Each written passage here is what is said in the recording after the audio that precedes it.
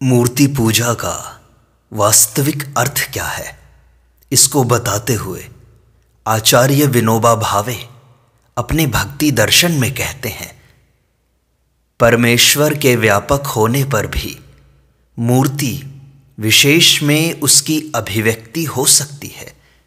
दुनिया में बिजली भरी है, लेकिन विशेष तरकीब से विशेष स्थान में वह प्रकट होती है। वैसे ही जहाँ हमारी मानसिक भावना रहती है, वहाँ परमेश्वर हमारे लिए प्रकट हो जाता है।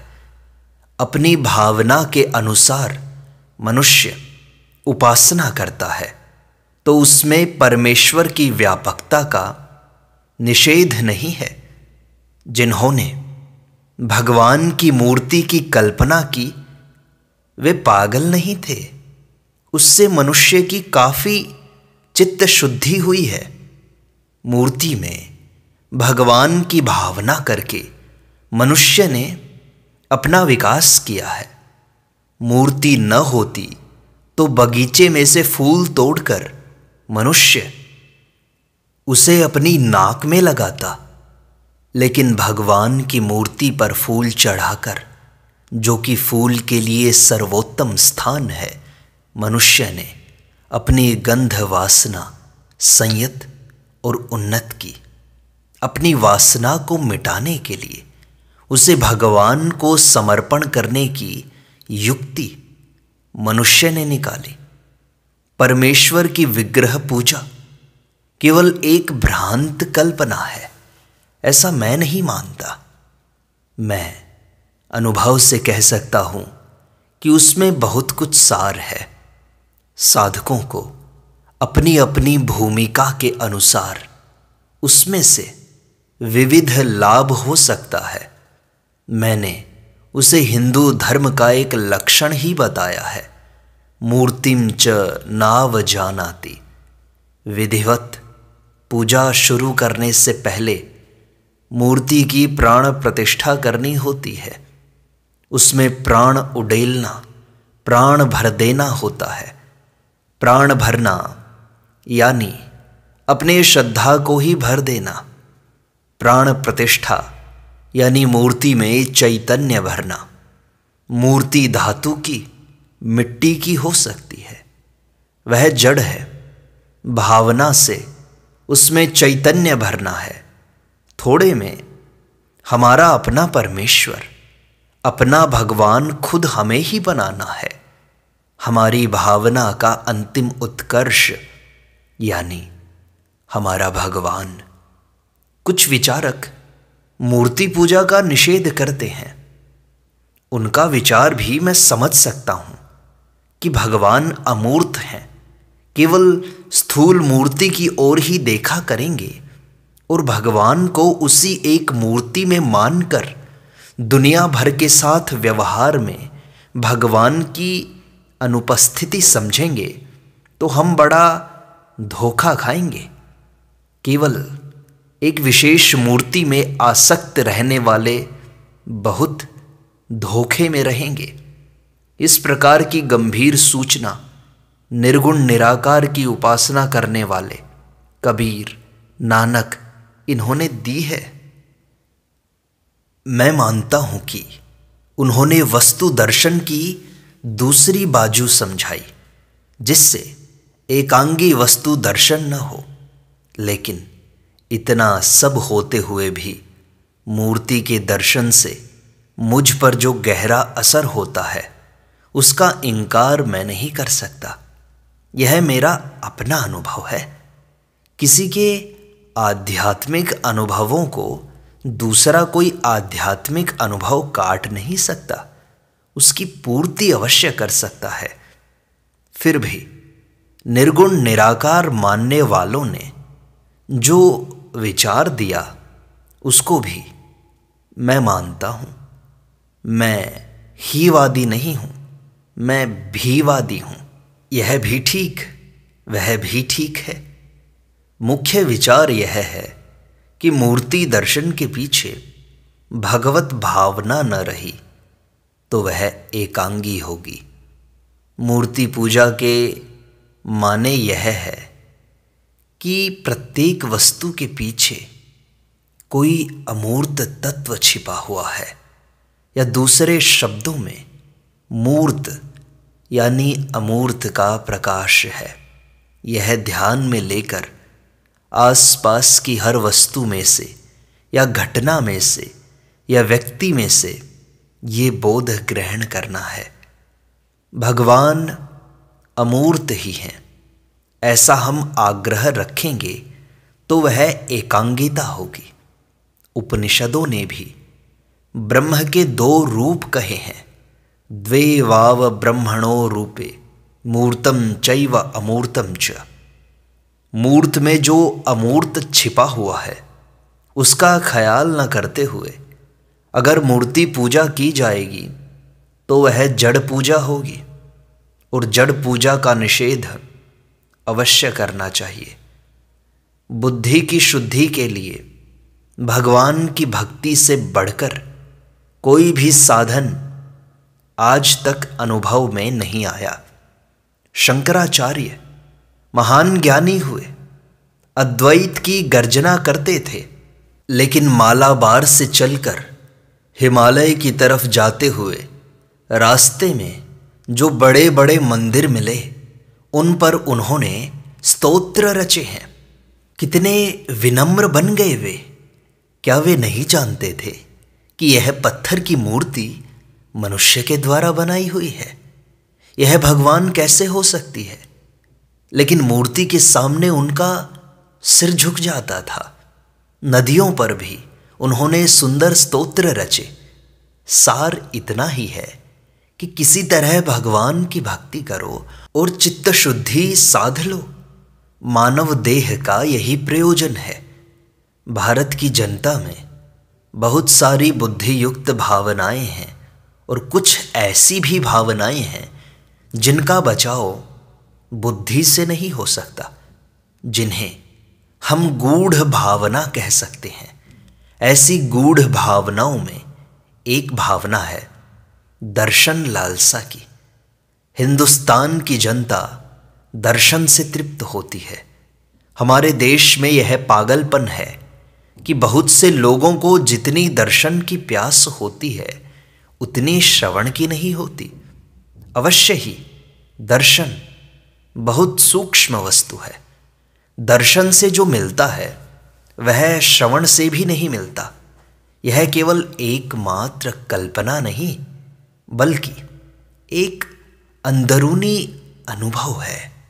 इसे आप मिस्टिसिज्म कहिए या गूढ़वाद कहिए, किंतु यह गूढ़वाद नहीं, गूढ़ अनुभव है। मेरा दिल कहता है कि यह कोई भ्रम नहीं है, इसमें काफ़ी तत्व है और इसी से समाज की धारणा होती है। तिरुपति आदि में बाहर से लोग आते हैं और कहते हैं हम भगवान के दर्शन के लिए आए हैं। यह कैसा पागलपन है। किंतु यही तो हिंदुस्तान का वैभव है जिसके आधार पर यह टिका है। आर्य समाजी मूर्ति पूजा नहीं मानते।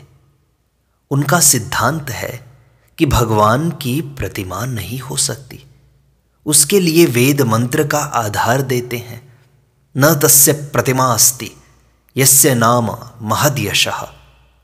जिसका नाम ही बड़ा यशस्वी है उसकी कोई प्रतिमा नहीं होती। इसलिए भगवान की मूर्ति मत बनाओ, नाम लिया करो। उसी का लोग यही अर्थ कर लेते हैं न तस्य प्रतिमा अस्ति। जो नम्र है उसके लिए भगवान की प्रतिमा है। मूर्ति पूजा में मूर्ति मुख्य नहीं है, परमेश्वर के गुणों का चिंतन और उनका मनन ही मुख्य है। हम परमात्मा को बाहर से नहीं देख सकते, फिर भी उसके गुण दुनिया भर में फैले हुए हैं। जहाँ जहाँ हमें सत्य, प्रेम और करुणा दिखाई देते हैं वहाँ वहाँ परमात्मा ही दिखाई देता है, और यही परमेश्वर के स्वरूप हैं। ये मूर्तियाँ गुणों के संकेत मात्र हैं। अपनी आवश्यकता के अनुसार गुणों का चिंतन करना मुख्य बात है। बाकी मूर्ति पूजा तो दरअसल छोटे बच्चों के खेल सा है। कई लोगों की मनस्थिति बच्चों जैसी होती है, इसलिए इन मूर्तियों का भक्ति मार्ग में कुछ न कुछ उपयोग होता है। परंतु मूर्ति पूजा प्राइमरी स्कूल की पहली कक्षा है, एमए की नहीं। मूर्ति पूजा को हिंदू धर्म में बहुत ऊंचा स्थान नहीं दिया गया है। हिंदू धर्म में मूर्ति पूजा के साथ साथ मूर्ति गौणता का विचार भी समझाया है। पूजा के साथ आवाहन, विसर्जन की क्रिया जोड़ दी है। जब मैं छोटा था तब हमारे दादा गणेश चतुर्थी के दिन मुझसे गणेश की मूर्ति बनवाते और फिर उसका विसर्जन भी करवाते। बड़े परिश्रम से मिट्टी या चंदन का गणपति बनाया, 10 दिन तक उसकी पूजा की और फिर उसका विसर्जन कर दिया। सच्चा परमेश्वर आपके हृदय में है, यह बताने के लिए आवाहन, विसर्जन का प्रयोग आपसे करवा लिया। मूर्ति भंजन नहीं करना है, आदर सहित मूर्ति विसर्जन करना है। आवाहन और विसर्जन की यह क्रिया बहुत ही सुंदर है। जिसका सर्जन नहीं किया उसी का विसर्जन करने की शक्ति, अनासक्ति हम में आनी चाहिए। हिंदू, ईसाई, इस्लाम इत्यादि सभी धर्मों में किसी न किसी रूप में मूर्ति पूजा प्रचलित है। मुसलमान लोग भगवान को माला चढ़ाने को राजी नहीं, क्योंकि उनका कहना है कि भगवान की मूर्ति नहीं हो सकती और इसलिए उसकी पूजा भी नहीं हो सकती। लेकिन गांधी जी के समाधि पत्थर पर जो माला चढ़ाई जाती है उसकी खुशबू कौन लेता है? क्या वह पत्थर लेता है? वह माला पत्थर के लिए है या गांधी जी की स्मृति के लिए? यह एक प्रकार की मूर्ति पूजा ही तो है।